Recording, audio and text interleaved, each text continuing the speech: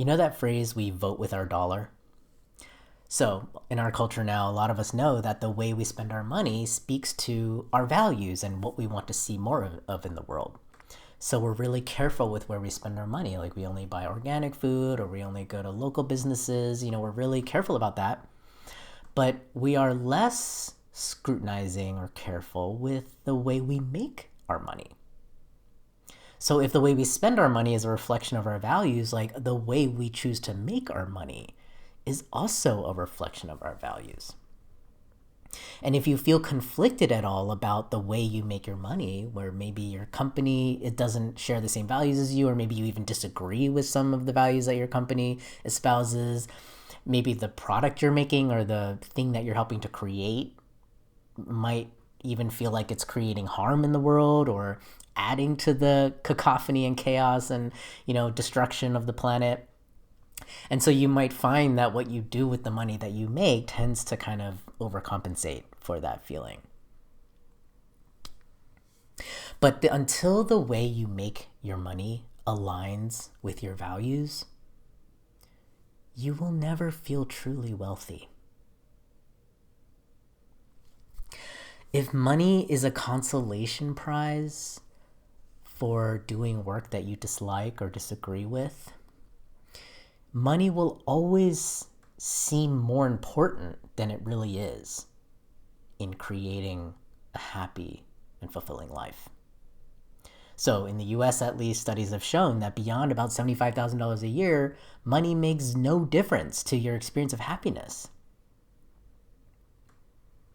So, when money is the only way you feel like you can contribute, I get it. It feels like that's the only thing that gives you meaning, is to be able to give money or provide money for things.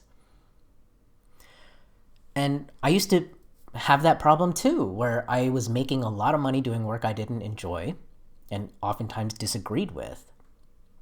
So even though I felt really good about how I spent my money, I didn't feel good about how I made that money.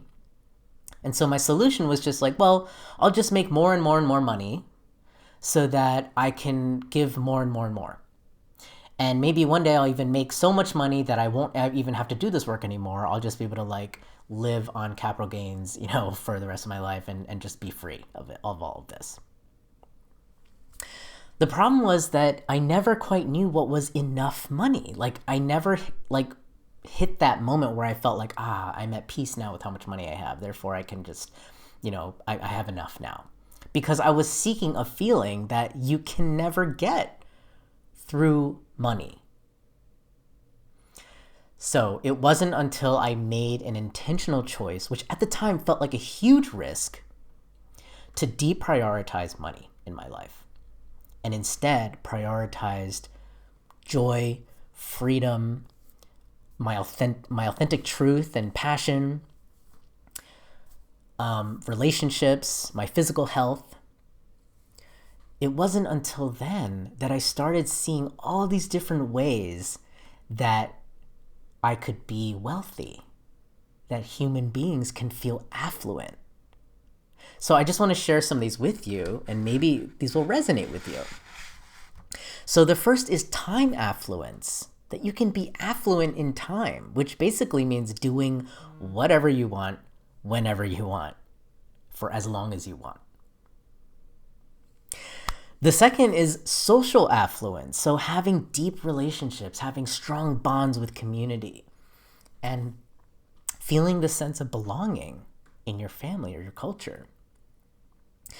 Health affluence. So being physically fit, enjoying being in this body, being mobile, being able to do things with your body that feel good and feel, fulfilling and exciting.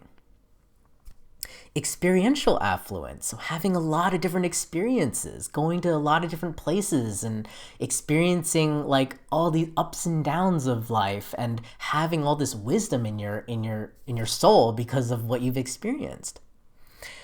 And then lastly, but not least, of course, I'm sure there's more, but just for now, spiritual affluence, that connection to spirit, to your inner peace, to purpose, service, and contribution. So there are all these different ways of being wealthy that we don't think about when all we're focused on is money. And so money affluence doesn't necessarily lead to these things. In fact, a lot of times when you're seeking money affluence, these things tend to fall away, right? But when you have a wealth of these other affluences, money tends to follow. And it makes sense, right? Like when you are feeling completely aligned, powerful, creative, alive, it's easy for someone to say yes to you, to pay you money to do something to create value for them, right?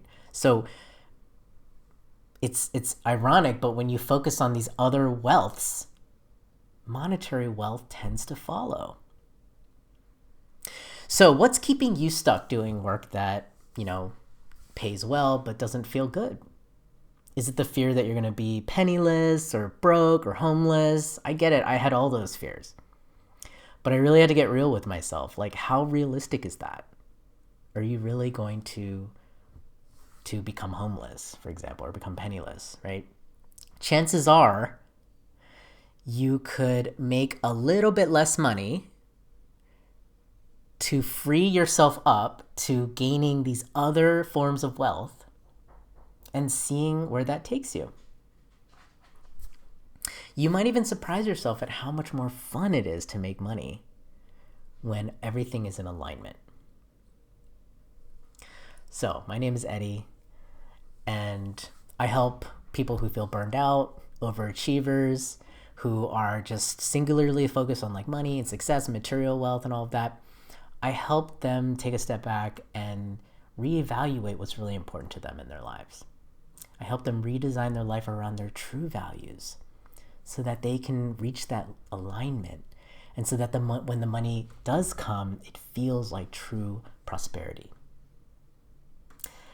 All right, if you like this video, go ahead and subscribe or like it. Check out my other videos.